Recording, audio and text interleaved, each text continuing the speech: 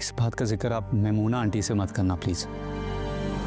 अपने तक रखना भी मुश्किल है। मेरा तो दिल कर रहा है सफदर को बताऊं और फिर वो सहर को पूछे। अच्छा अम्मी प्लीज मेरे कहने पर ये बात छोड़ दें प्लीज।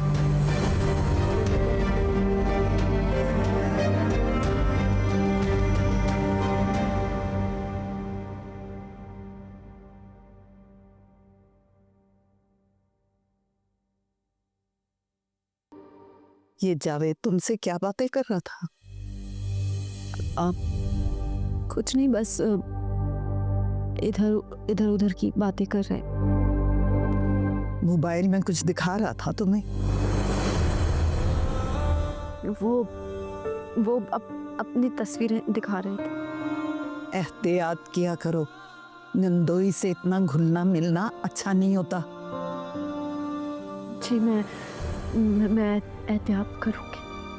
अगर हसन देख लेता तो उसे ना जाने कितना बुरा लगता। मैं आगे से एहतियात करूँगी।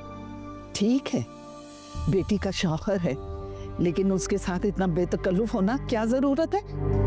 मैं नहीं चाहती कि मैं तुम्हें डांटूं और मुझे इसका मौका भी मत देना। मैं आइंदा आपको ऐसा कोई मौका नहीं दूंगी।